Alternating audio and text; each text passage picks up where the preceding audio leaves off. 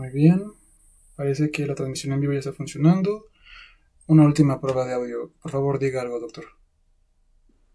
Uno, 2, 3, 4, 5, 6, 7, 8, 9, 10. Bien.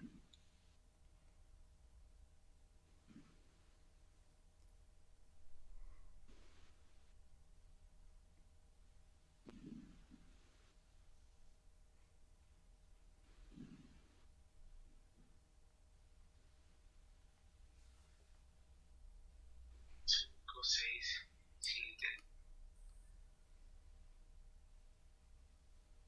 Perfecto, doctor. Ya estamos al aire. La transmisión está funcionando perfectamente. Iniciemos formalmente. Muy bien.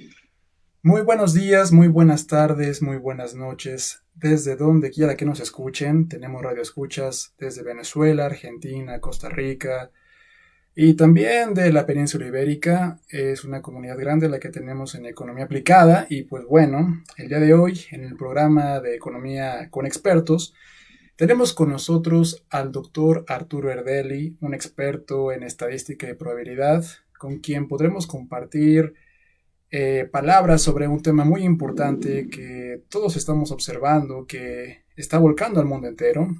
Hablamos de la pandemia de COVID-19. Doctor Arturo, muchísimas gracias por aceptar la invitación de Economía Aplicada. Encantado, con mucho gusto. El doctor Arturo Erdeli es licenciado en actuaría, maestro y doctor en ciencias matemáticas por la Universidad Nacional Autónoma de México. Es investigador del Sistema Nacional de Investigadores CONACYT nivel 1 y actualmente es profesor de la Facultad de Estudios Superiores Acatlán de la misma Universidad Nacional. Eh, Doctor Arturo, vamos a empezar introduciendo el tema. En diciembre del 2019, la provincia de Hubei, en Wuhan, China, se convirtió en el epicentro de un brote de neumonía de causas desconocidas. Un grupo de pacientes se presentó a diferentes hospitales con diagnósticos de neumonía de etiología no conocida. La mayoría de estos pacientes fueron vinculados epidemiológicamente a un mercado mayorista de pescados, mariscos y animales vivos y no procesados en la, en la provincia de Hubei. El agente causal fue identificado un nuevo coronavirus 2019 nCoV, posteriormente clasificado como SARS-CoV-2, causante de la enfermedad COVID-19. El 11 de marzo de 2020, la Organización Mundial de la Salud declara a esta enfermedad como una pandemia, un problema de salud pública de escala internacional. Eh, Actualmente, a la fecha, en todo el mundo se reporta 26.6 millones de casos confirmados y 875,000 muertes. En México, la Subsecretaría de Prevención y Promoción de la Salud, encabezada por el doctor Hugo López Gatell, al 4 de septiembre reporta que hay 623,090 casos confirmados y 66,851 muertes. Con este muy breve preámbulo vamos a empezar un tema que de verdad tiene muchísima polémica porque hemos visto que en los medios se han difundido diferentes análisis estadísticos que difieren con lo que dice la autoridad. Y pues bueno, doctor Arturo Ardeli, usted es un científico prominente en la materia. Vamos a realizar una serie de preguntas para que por favor usted nos comparta su opinión científica, su opinión profesional. Vamos a dividir esta entrevista en tres secciones. La primera comenzará como un análisis de la pandemia de COVID en todo el mundo. Una segunda sección que tratará sobre la misma pandemia, pero ya enfocada al caso mexicano. Y una tercera sección que hablará de un análisis estadístico de la economía mexicana, cómo es que se ha impactado la economía con la llegada del COVID-19. Pues bueno, doctor Arturo Ardeli, vamos a empezar con la primera pregunta. ¿Cuál ha sido la velocidad y comportamiento de propagación del COVID-19 en el mundo? Pues me ha sido muy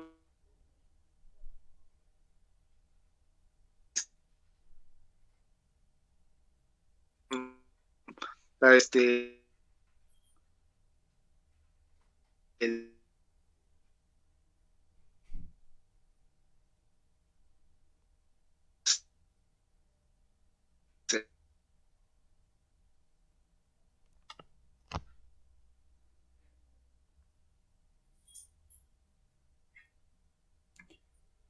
Estamos teniendo problemas de una conexión. curva epidémica.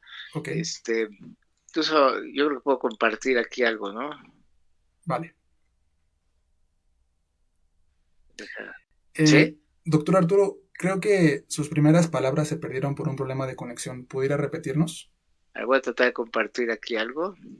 Este, Así que les voy a mostrar una gráfica. No sé si aquí ven esta gráfica que dice Daily New Cases, ¿sí se ve ahí? Sí, doctor. ¿Sí se ve? ¿Sí? Sí. Bien. Entonces, aquí, por ejemplo, del lado izquierdo te estoy mostrando cómo ha evolucionado la cantidad de nuevos casos confirmados por día en todo el mundo, ¿no? Entonces, para que nos demos una idea de la magnitud de las cosas, pues esto que se ve aquí muy chiquito, apenas se ve ahí una barra asomándose, eso es China.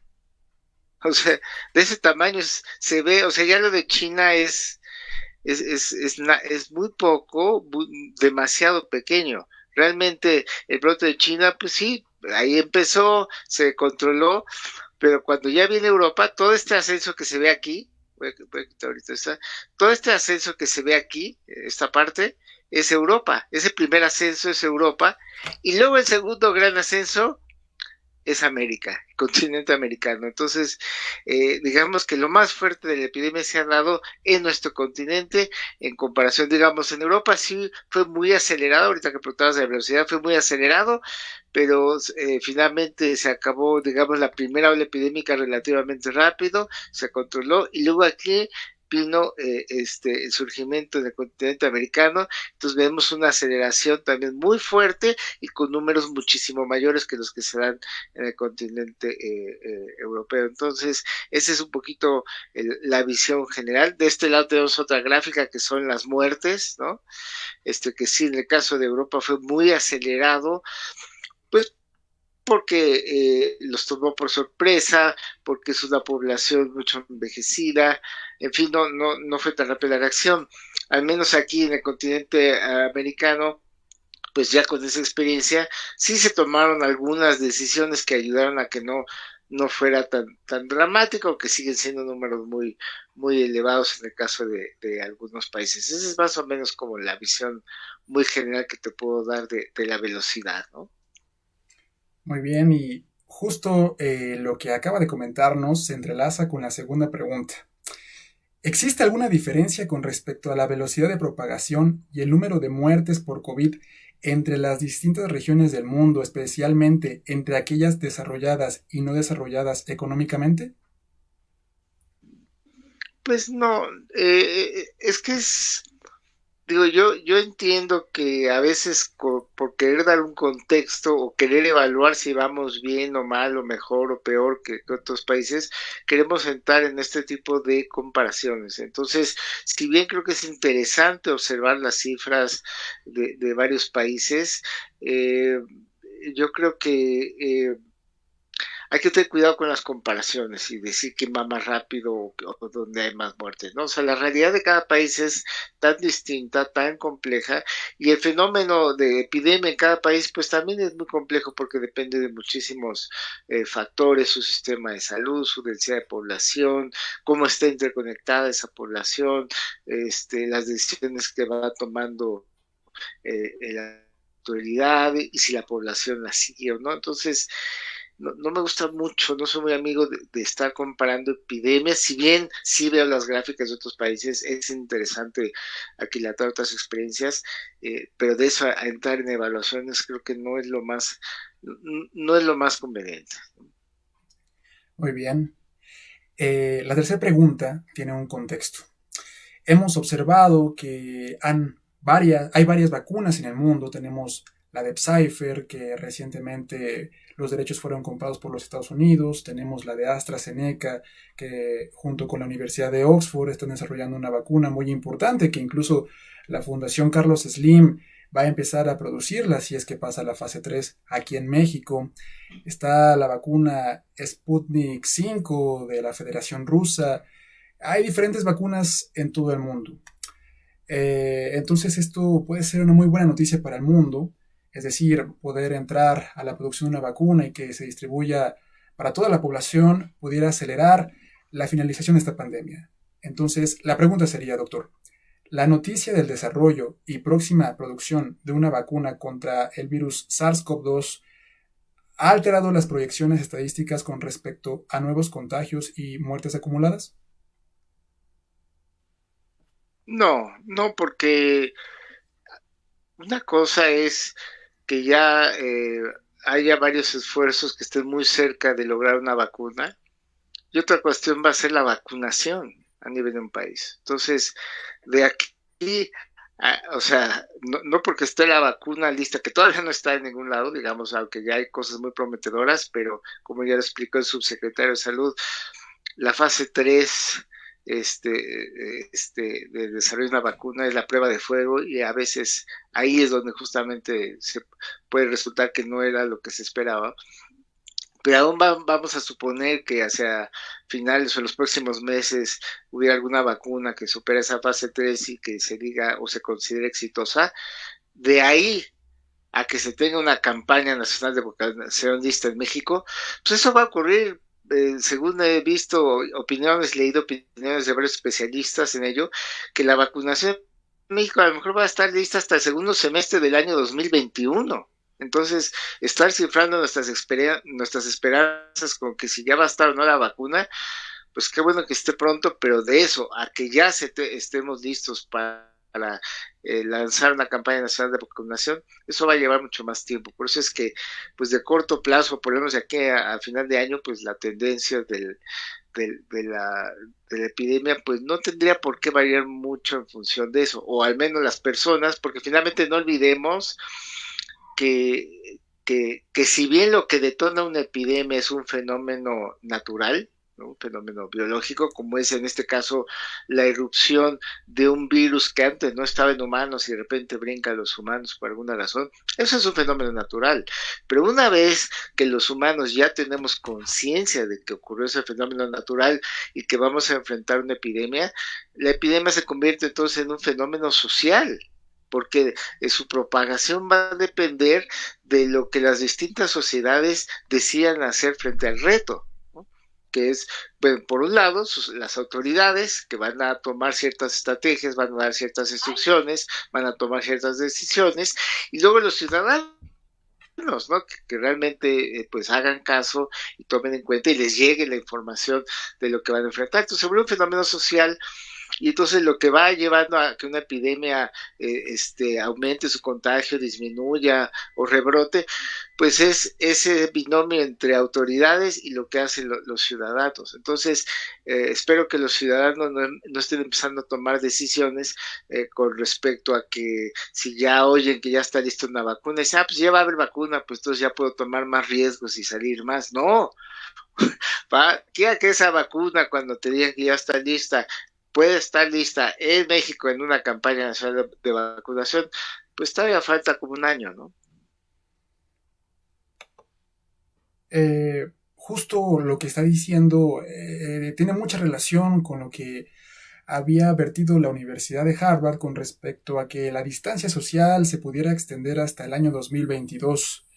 Eh, Dado las palabras que usted nos acaba de comentar, ¿usted considera que eso es correcto?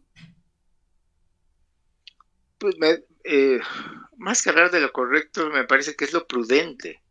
O sea, ante el escenario que tenemos, creo que es lo más prudente, sobre todo si ya, o sea, por un lado, eh, si, ya tenemos bastante información de que es un virus bastante más complejo que el de la influenza y algunos otros respiratorios que ya conocíamos, ¿no? Es un virus un tanto, pues, complicado, que pues existe esa posibilidad de estar contagiando a otros sin manifestar síntomas. Entonces, eso es lo que hace muy difícil de trabajar. Y por otro lado, tiene manifestaciones muy diversas en las personas. Si bien entra por el tracto respiratorio, pues es muy variado las manifestaciones que tienen las personas. Entonces, es un virus muy, muy complicado. Entonces, entre eso y que las campañas nacionales de vacunación van a tomar tiempo, pues yo diría que es lo más prudente, ¿no? Digamos, al menos la parte de las actividades que se puedan seguir llevando desde casa, que son muchas, obviamente no son todas, pero si ya hay muchas actividades que se han podido desarrollar desde casa, utilizando la tecnología, utilizando internet, creo que lo más prudente sería que todas las actividades que todavía puedan continuar en esa modalidad lo hagan por el resto del 2020 y al menos durante el primer semestre del año 2021, o por lo menos hacer una planeación para que así sea. Justo la cuarta pregunta tiene un contexto muy interesante, doctor. Adam Kucharski, matemático e investigador británico de la London School of Hygiene and Tropical Medicine, ha asegurado que el mundo se va a dividir en dos, debido a que algunos países podrán adaptarse a la convivencia con el virus, es decir, poder ofrecer a su población cubrebocas, que la población incluso haga caso a estas medidas, que se siga la distancia social, que simplemente el uso de gel antibacterial, pero a su vez habrá otros países que simplemente van a cesar ante el inclemente avance de este virus por la falta de recursos para hacerle frente. El argumento de Kucharski es cierto. Pues yo te diría que nunca he creído en esas visiones binarias del mundo, ¿no? Eso de decir que el mundo se divide en dos, entre los que sí lo puedan manejar bien y los que no, no me parece realista. Y no, tenemos muchos ejemplos de que no es así, no es blanco o negro, ¿no? Siempre hemos tenido toda una gama de grises, ¿no? Entonces yo creo que habrá países que tengan mayor éxito, menor éxito y que incluso pueden ir modificando sus estrategias. Por ejemplo, pasó con el Reino Unido, con Suecia muy al inicio, ¿no? Que le estaban apostando a una estrategia de la inmunidad colectiva, mal llamada inmunidad de rebaño, y a medio camino vieron que como que no era buena idea y cambiaron las estrategias. Entonces yo creo que cada país está experimentando, está viendo qué hace, qué no hace, qué puede hacer, qué no puede hacer. Entonces yo no creo que el mundo se va a dividir en dos. El mundo va a seguir lo que siempre ha sido, una gama muy compleja, muy distinta, muy diversa de formas de abordar esta problemática y nadie va a ser ni 100% exitoso ni totalmente fracasado, ¿no? Digamos, va a ser como tantas historias de epidemias como países tenemos, porque cada país la vive diferente y tiene características muy diferentes. Excelente, doctor. Hemos concluido la primera fase, pasaremos con la segunda. El análisis de la pandemia de COVID para el caso de nuestro país. La primera pregunta es la siguiente. Estadísticamente, el uso de cubrebocas, ¿cómo ha frenado el avance del virus en cuanto a nuevos contagios? No es fácil medirlo porque no tenemos números, digamos, hay algunos estudios en otros países eh, con poblaciones muy pequeñas, muestras muy limitadas, pero aquí lo importante es entender y que aprendamos y que sigamos aprendiendo acerca de las formas de transmisión del virus. Cada vez ha quedado más claro y hay más evidencia científica al respecto de que se transmite fuertemente por aerosoles. Al principio estábamos como muy enfocados a la cuestión de tocar superficies contaminadas, ¿no? Y todo esto, que sí puede ser una forma, pero al parecer, y cada vez es más fuerte la evidencia en ese sentido, es por medio de aerosoles. Y por aerosoles estamos hablando de gotitas tan pequeñas que ni siquiera son llevadas al suelo por la fuerza de la gravedad. Así pasa con objetos o con partículas, si son suficientemente pequeñas, flotan, ¿no? Y no les afecta la gravedad. Entonces son estos aerosoles que pueden transportar el virus, y entonces es justamente en lugares cerrados donde puede haber mucha gente, y con que hay un infectado que expide la persona, pues pueden flotar en el aire y viajar dentro de un área cerrada amplia y contaminar a mucha gente. Entonces, en ese sentido, el uso de cubrebocas, pues si bien no garantiza que no nos vamos a contagiar, sí puede ayudar de manera significativa a disminuir la carga viral que recibamos en caso de que estemos expuestos a esos aerosoles, y entre menos carga viral se reciba, hay más posibilidades de que nos dé un COVID leve en lugar de un COVID muy grave, ¿no? Entonces, digamos, si bien no es fácil medirlo, sí hay evidencia que nos dice que no nos va a perjudicar y que al contrario sí puede ayudar, o por lo menos, si no, a que si nos contagiemos nos dé una forma mucho más leve de COVID que las graves que pueden llegar a ser mortales. Excelente. La segunda pregunta, doctor Ardeli, tiene también un pequeño preámbulo. La reconocida revista The Economist ha asegurado que las muertes por COVID en México serían 3 veces mayores a las cifras oficiales. ¿Existen problemas en la recolección y muestreo de datos, en su tratamiento y en el análisis estadístico de la pandemia en México por parte de las autoridades? En caso afirmativo, ¿cuáles son tales problemas? A ver, aquí lo primero que hay que decir y reconocer es que no es un problema de México, ¿no? Es decir, en todo el mundo, no es posible poder llevar la cuenta de todos y cada una de las personas que se infectan, por más pruebas que se hagan. Digo, si bien es cierto que México es de los que menos pruebas hace a nivel mundial por millón de habitantes, pero aún los que hacen muchísimas pruebas por millón de habitantes, aún así no pueden abarcar a la totalidad, no hay forma de abarcar a todos los que se van a infectar. Y lo funciones. Entonces, de alguna manera, en todos los países va a haber subregistro de casos y subregistro de defunciones. Obviamente sí, somos un país que hace pocas pruebas por millón de habitantes en comparación con la gran mayoría de los países, pues sí, eso nos lleva a que entonces nuestro subregistro puede ser pues bastante mayor al de otros países, ¿no? En el caso de México, digamos, los primeros en haber detectado esto un estudio que hicieron Mario Romero Zavala y Orián Despegel, que lo publicaron en el taller de datos de la revista Nexos, ¿no? Y ellos fueron los primeros en hacer un primer estudio a nivel de la Ciudad de México sobre lo que se llama el exceso de mortalidad. ¿Qué es esto del exceso de mortalidad? Bueno, cuando nos dice la autoridad todas las noches, pues tantas defunciones confirmadas por COVID, bueno, pues son las que han podido ser confirmadas por una prueba de laboratorio, ¿no? Pero hay formas de ver, bueno, de estimar como cuántas más habrá por ahí que no alcanzaron a tener una prueba de laboratorio. Esto se hace por medio del análisis del exceso de mortalidad. ¿Qué es esto? Pues se puede recurrir a las actas de defunción que se van acumulando en el año, y con la experiencia de años previos, si no hubiéramos tenido epidemia, se pueden hacer estimaciones bastante certeras de cuál iba a ser la mortalidad en condiciones normales que íbamos a tener en México en el año 2020, ¿no? Y se puede. Entonces, si ya teníamos esa medición, esa estimación muy robusta de cuántas muertes se esperaban en México en 2020, y ya vamos, pues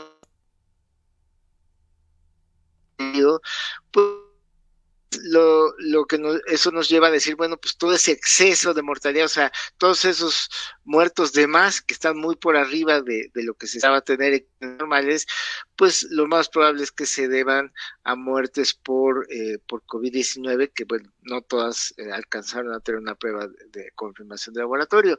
Y desde entonces, Mario Romero Zavala y Lorian Despegel ya habían estimado que ese factor como de 3, es decir, que había que multiplicar por 3 las muertes confirmadas para tener una idea de cuál es el total de la mortalidad por COVID-19. Y después vinieron otros estudios, ya después viene The Economist, todos, pero bueno, y todos van más o menos por esa línea. Hoy justamente en la conferencia vespertina que terminó hace rato, justamente presentaron una actualización de ese exceso de mortalidad y bueno, con las cifras que ellos manejan, pues más o menos ahí anda casi 3 veces, o sea, más o menos ese factor hasta el momento ha sido como de 3 veces hasta donde va el estudio. Hay que esperar a que concluya toda la ola epidémica todo este año y que tengamos las cifras nacionales completas y pues finalmente serán con las cifras del INEGI que nos presente quizás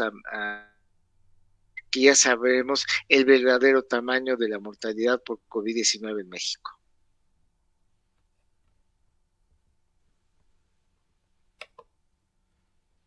Justo la siguiente pregunta, doctor, se relaciona con la anterior y a mi parecer es una de las más interesantes. Vamos a exprimir su conocimiento, por así decirlo, para poder tener la mejor respuesta posible, porque tiene que ver con el conocimiento de estadística y probabilidad, y solamente con él podemos responder objetivamente, y justo aquí lo tenemos. Esta es la pregunta, doctor. Thomas Puello, reconocido científico de datos, en su artículo Hammer and the Dance, ha asegurado que la pandemia de COVID-19 se comportará, bueno, eso fue porque se publicó por allá de enero, febrero del presente año, cuando apenas estaba proyectando a este brote de COVID-19 como una pandemia a escala internacional y que va a generar estragos muy grandes y que lo estamos viendo en la actualidad, por supuesto. Bueno, Thomas Puello dijo que se comportaría no solamente como un brote aislado, sino habría uno principal y fuerte, seguido por otros varios consecuentes y más pequeños que finalizarán uno después del otro dependiendo del vigor y eficiencia de las autoridades para controlar los nuevos contagios de los anteriores, así hasta llegar a una vacuna y tratamientos altamente efectivos.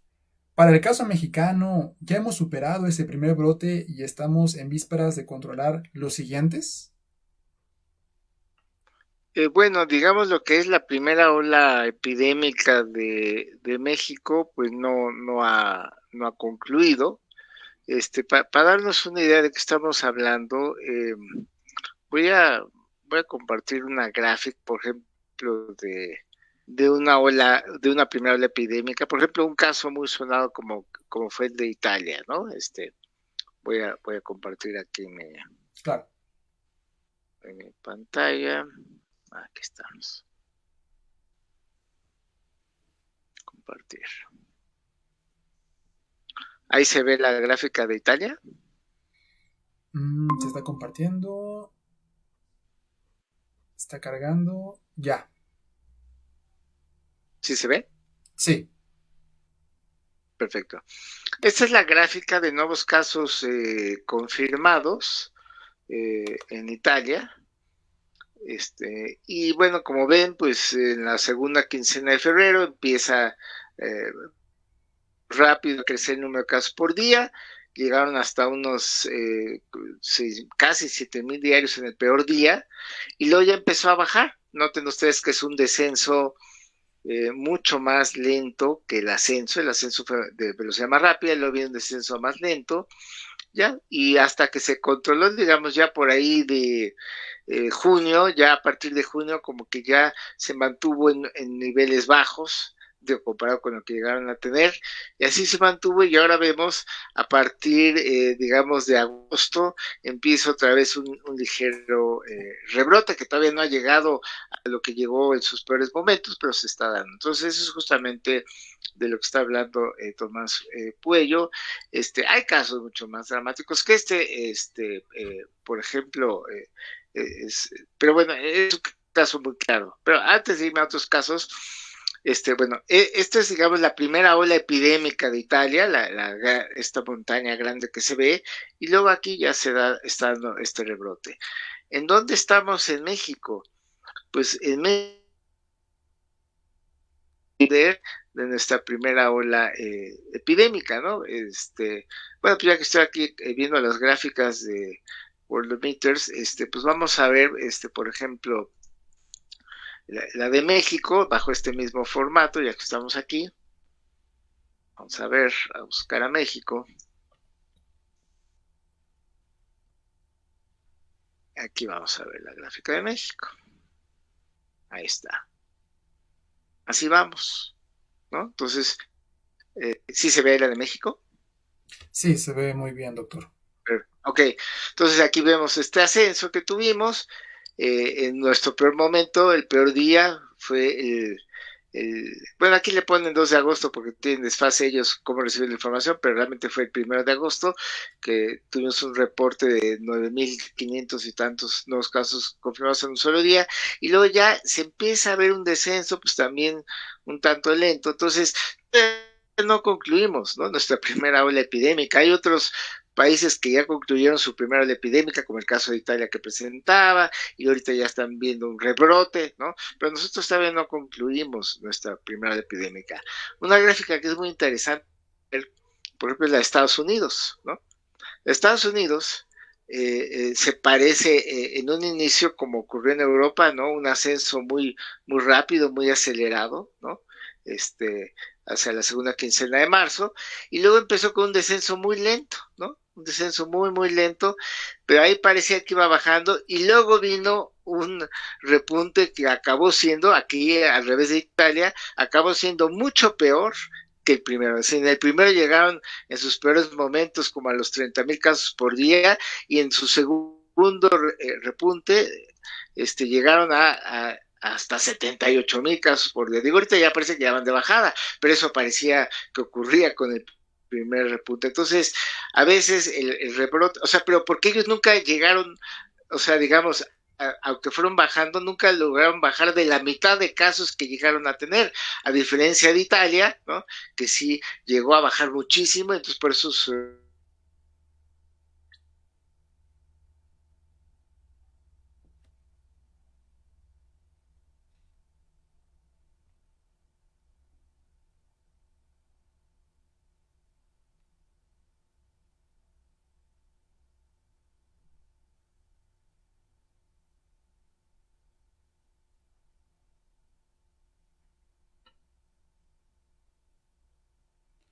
Doctor, ¿me escucha?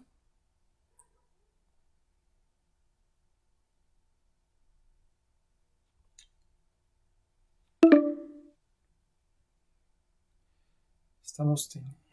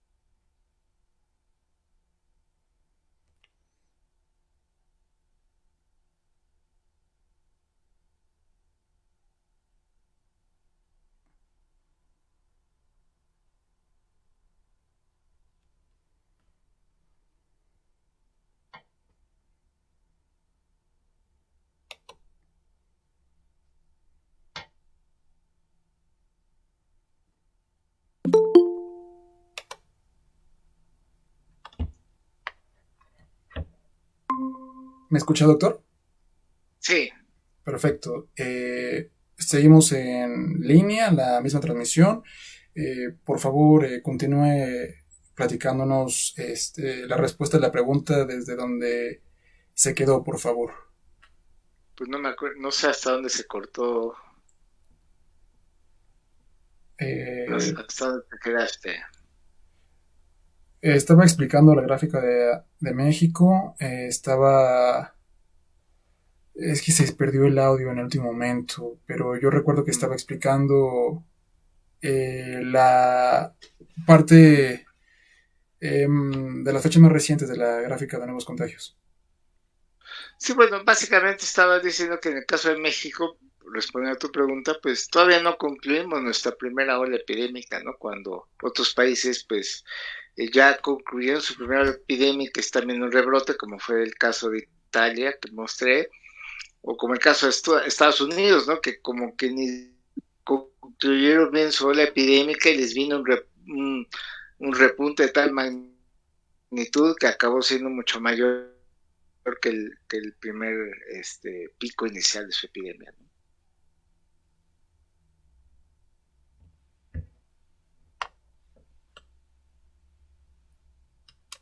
Excelente. Doctor, la siguiente pregunta es bastante controversial y justamente fatalista, porque nos habla de algo que no queremos que suceda. Un científico de datos del MIT, Yu Yang, con uso de herramientas tales como el Machine Learning, ha proyectado más de 100.000 muertes en un escenario intermedio. O sea, no es el escenario fatalista que este científico está proyectando, es el escenario intermedio, más de 100.000 muertes. Y eso para fin de año en nuestro país. La pregunta es, en términos estadísticos, ¿la proyección en susodicho es correcta? Y en caso afirmativo, ¿por qué? Pues mira, recuerda que en esto de las proyecciones no hay tal cosa como la proyección correcta, ¿no? Digo, todos son estimaciones, ¿no? Este, eh, y que más o menos se puede ir cumpliendo, ¿no? Dependiendo de cómo cambien los datos y cómo se vaya viendo las tendencias, ¿no? De hecho, te voy a compartir aquí una tablita, este, vamos a compartirla. No sé si ahí se ve esta tablita. ¿Está cargando? Sí, se ve. Perfecto. Esta fue una proyección, bueno, hasta el 10 de agosto. A esa fecha hice una comparación de cuatro proyecciones, ¿no? La primera es del Institute of Health Metrics Evaluation de la Universidad de Washington. La segunda es de la Universidad de California de Los Ángeles. La tercera es justamente del científico de datos del MIT que acabas de mencionar, Joe Yang, y la cuarta de la mía, ¿no? Al 10 de agosto, ahí puse las proyecciones que cada uno publicó de cómo íbamos a cerrar el número de defunciones en distintas fechas, ¿no? Esas cifras están en miles, ¿no? Miles de defunciones por COVID. Y hablo de las confirmadas, ¿eh? No, esta todavía habría que multiplicarlo quizás por 3, ¿no?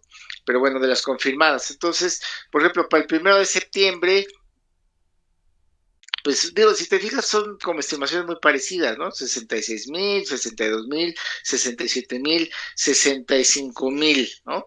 Esos fueron digamos, las proyecciones que cada quien tenía al 10 de agosto.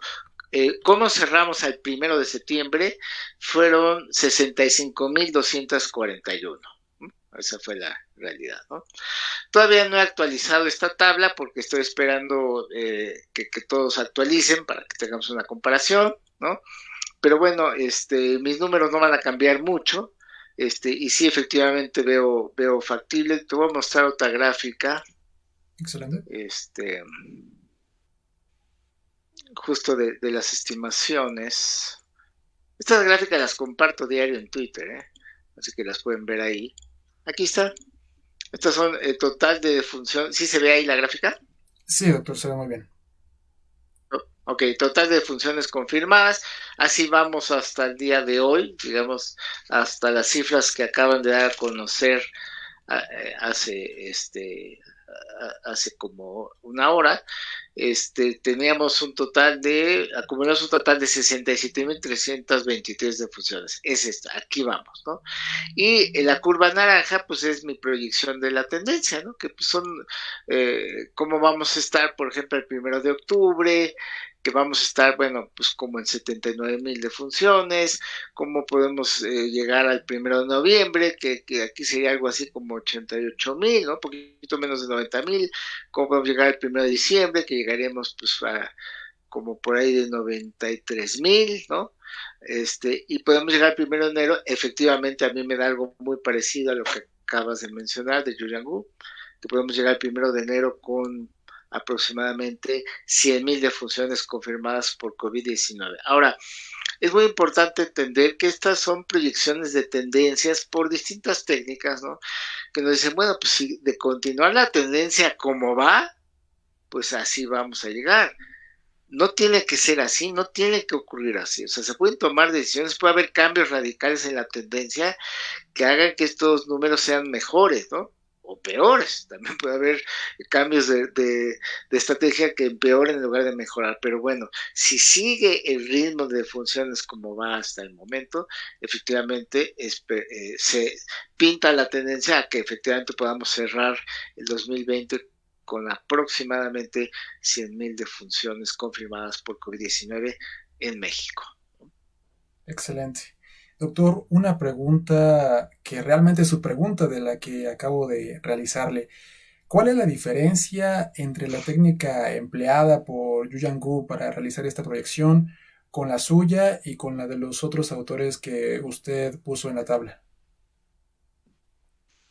Pues son distintas, digamos, las ideas generales. Por ejemplo, creo que lo que usa Yu Yang son algunas técnicas de Machine Learning. En el caso del Institute of Health Metrics Evaluation de la Universidad de Washington, usan modelo compartimental y hacen las proyecciones. Yo simplemente hago un análisis de la tendencia como va de los datos sin hacer supuestos, digamos, particulares sobre algún tipo de modelo, ¿no? Entonces, pero bueno, finalmente cualquiera de las técnicas pues está alimentando de los mismos datos, entonces sería como extraño que llegáramos a cosas muy diferentes. Por eso es que en la tabla que te mostré, si te fijas, pues eran números en general muy parecidos, ¿no? Más, Sí. menos algo, pero más o menos. Y si llega a cambiar la tendencia de los datos, a todos se nos va a modificar nuestras proyecciones, ¿no? O sea, lo importante de las proyecciones es, no se tienen que cumplir, pero nos dan una idea de hacia dónde vamos y continuamos por dónde vamos, ¿no? Y nos pueden llevar a revisiones conforme avancen y van llegando los datos, pues se va a poder ir cambiando al alza o a la baja, ¿no? Pero hasta el momento, pues si me dices cómo se ve el día de hoy, pues sí, así se ve y se ve factible que con la tendencia actual cerremos 2020 con aproximadamente 100.000 defunciones, aunque me daría mucho gusto estar equivocado y que sean muchísimas menos, ¿no? Muy bien, doctor. Y justo este tema de adentrarnos en las diferentes técnicas que existen en econometría, estadística, machine learning, ciencia de datos, es todo un tema. Esperemos que podamos tenerlo en futuras emisiones para poder hablar de esas técnicas. Realmente es un gran tema. Pasaremos a la siguiente sección, la cual trata sobre un análisis de la repercusión de la pandemia en la economía mexicana, un tema muy interesante porque todo nos está pegando, es un momento muy difícil, en el momento bueno, en la vida de muchas personas. Realmente esto está trastocando la vida de toda la población mexicana. La primera pregunta sería la siguiente, doctor. De acuerdo con el Instituto Nacional de Estadística y Geografía Informática, la economía mexicana se desplomó 18% en el segundo trimestre del presente año, ello con respecto al mismo periodo del año anterior. ¿Cuál es la proyección estadística o econométrica del crecimiento o decrecimiento del Producto Interno Bruto PIB de México para el 2021?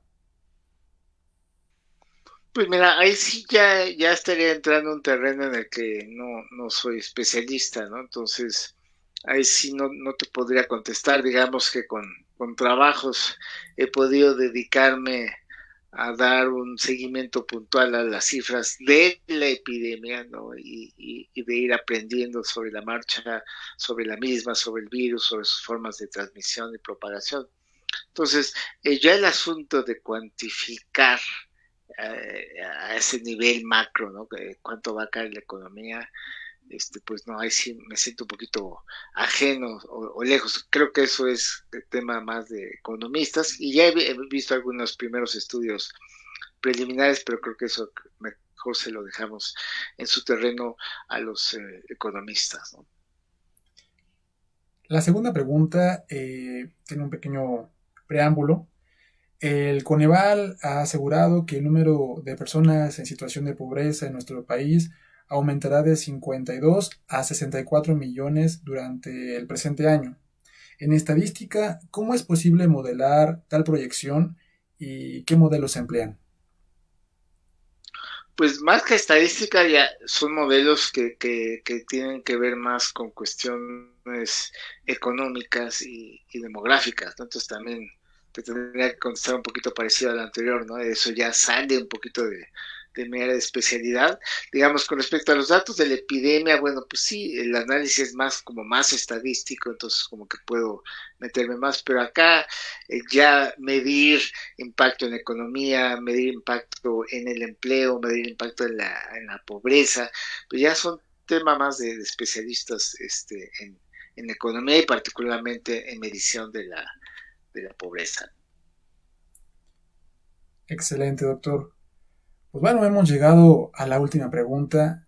Fue una ronda de análisis, de poder observar su trabajo y ponernos a pensar en términos estadísticos. Doctor, le agradecemos muchísimo por tomarse el tiempo de estar el día de hoy con nosotros, de poder platicarnos su valioso e importante trabajo en la materia para poder analizar este problema de salud pública. Vamos a compartirles a todos nuestros seguidores de la página el trabajo del doctor Arturo Erdeli. Doctor, el trabajo que usted está haciendo, me comentó que lo tiene disponible en Twitter. Ah, sí, pues mira, si quieres, les muestro así rápidamente dónde pueden consultarlo. Eh, Les comparto mi pantalla otra vez. En Twitter, no sé si ahí ya están viendo Twitter. ¿Sí se ve? Sí. Ok. Entonces ahí me encuentran como arroba Arturo Erdeli, ¿no? Y entonces todos los días publico un hilo de como es este que se llama Yo tengo otras gráficas, ¿no? Así lo titulo. Por ejemplo, aquí está ya el de hoy, ¿no? COVID-19 MX, 05 de septiembre, yo tengo otras gráficas y diariamente les comparto un hilo con los nuevos casos confirmados por día, las nuevas defunciones, nuevos confirmados, hospitalizaciones, pruebas que se aplican, la tendencia de crecimiento, ¿no? Por ejemplo, algunas de las gráficas como las que les mostré. Entonces, ahí en Twitter me pueden seguir, ¿no? Y en mi perfil también tengo una liga a mi página personal, que es una página pública en Google Sites, ¿no? Y ahí en mi página personal, van hasta abajo donde dice COVID-19 MX, ¿no?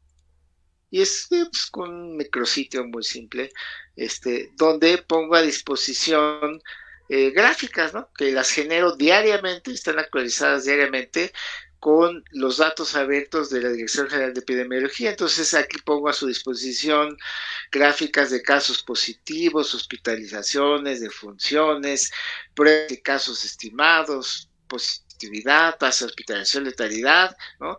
Y lo tengo a nivel nacional y por entidad federativa, porque también mucha gente luego me consultaba, oye, no nos puedes decir cómo va Querétaro, cómo va Campeche, etcétera.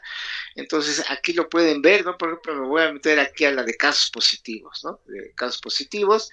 Entonces te va a dar acceso a un Google Drive, ¿no? Entonces vamos a suponer que quieres ver cómo va la Ciudad de México. Pues ahí le buscas a la Ciudad de México, ¿no?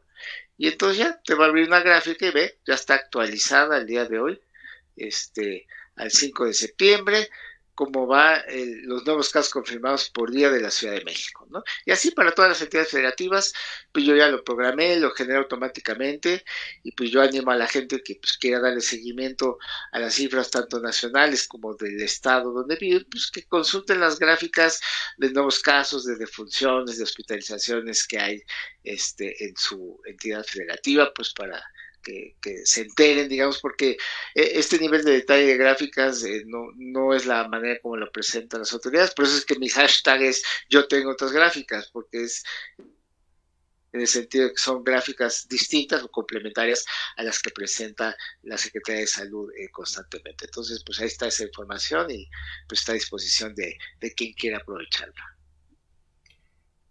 Muy bien, doctor. Bueno, para finalizar este programa, vamos a comentarle unas preguntas que nos enviaron por mensaje directo a la página. ¿Me escucha? Sí, sí. Vale. Vamos a pasar unas preguntas que nos hizo parte del público al escuchar la emisión de este programa. La primera es, doctor Arturo, ¿qué software estadístico usa para realizar sus gráficas? ¿Usa R o usa Julia? Uso Julia. Digamos, yo usé R durante muchos años, hasta hace un año, y justo hace un año me cambié al lenguaje de programación Julia porque es más moderno y mucho más rápido, ¿no? Entonces, pues se genera todo muchísimo más rápido, ¿no? Y justo aprovechando la pregunta de este espectador, ¿qué diferencia hay para un científico de datos, un actuario matemático, un usuario de estos paquetes estadísticos, estos softwares? ¿Qué diferencia hay a la hora de usar tanto R, Python y Julia? Eh, yo creo que el gran mérito que tuvo en su momento R como lenguaje de programación es que fue el primer lenguaje de programación pensado y diseñado para hacer probabilidad estadística, ¿no? Contrario a todos los demás lenguajes de programación, porque son lenguajes que, bueno, más o menos tienen ciertos enfoques, pero buscaban ser como de uso general, aunque algunos más enfocados a ciertas actividades, pero, pero R pues surge como un lenguaje de programación hecho por estadísticos para los estadísticos y para la estadística. Entonces, eso hizo que en los años, en la década de los años 90, pues mucha gente del área estadística abrazara a R como el lenguaje de programación para hacer estadística. Ya después, con el surgimiento de lo que ahora le llaman ciencia de datos, y que básicamente yo la veo, no me voy a pelear con definiciones de qué es o qué no es, pero básicamente yo lo veo como la fusión de la estadística con poder de cómputo, con técnicas avanzadas de programación, y eso pues permite hacer cosas que los programadores solos no pueden hacer y que los estadísticos solos no podemos hacer, ¿no? Entonces así veo la ciencia de datos, y eso ha provocado que los lenguajes de programación, aún los que eran de propósito general, como era Python, ¿no? Digamos, cuando surgió Python, pues de hecho Python surgió antes que R, ¿no? O sea, empezó, es también de la misma década de los años 90, poquito antes que se liberara R, y pues Python no tenía en la mente la ciencia de datos, ¿no? Ya eso vino después y se tuvo que ir adaptando, ¿no? Entonces, pero bueno, lo atractivo de lenguajes de programación es que sean accesibles no a programadores que no son profesionales, ¿no? Entonces, por eso es que el R tuvo tanto éxito y sigue teniendo mucho éxito porque no requerías ser un programador profesional para empezar a usar R para hacer cosas de R y de estadística, ¿no? Y Python, pues también eso tuvo de éxito en su momento, pues que es un lenguaje de programación con una sintaxis pues mucho más amigable, más sencilla que la que tiene un lenguaje C, por ejemplo, ¿no? Sin embargo, tanto R como Python pues adolecen del problema de ser lenguajes interpretados, ¿no? Entonces, eso hace que ciertos procesos sean más lentos, ¿no? O sea, digamos, en comparación con un lenguaje compilado como es C, ¿no? Aunque obviamente, pues, Python se puede comunicar con C, entonces mucha gente cuando requiere velocidad de algún proceso, pues desde Python manda a llamar algunas rutinas de C y todo, pero bueno, ahí ya estar mezclando cosas de varios lenguajes, pues es un poquito complicado, lo mismo desde R, ¿no? Entonces, de ahí surge la idea en el año 2009 en el MIT, porque el lenguaje de programación Julia es un proyecto del MIT, del Departamento de Ciencia de la Computación del MIT, y ahí en 2009 echan a andar un proyecto con el objetivo de crear un lenguaje de programación igual de amigable y sencillo como Python o como R, pero con la velocidad de un lenguaje C, ¿no? Entonces, ese fue el reto que ellos se plantearon y lo lograron. Entonces, en el año 2012 liberaron la primera versión pública de Julia y pues ha ido aumentando y aumentando. Yo le empecé a seguir por ahí del año 2016, empecé como a ver cómo evolucionaba. Ya para el año 2018 Julia llegó a su versión 1.0, que eso es como un paso muy importante ya de madurez de un lenguaje de programación. Y bueno, pues ahorita ya va en su versión 1.5 y pues sí, efectivamente yo lo encuentro como un lenguaje de programación que es igual de sencillo y amigable que R o que Python, pero muchísimo, muchísimo más veloz. Y ahora en una época que necesitamos procesar grandes cantidades de datos y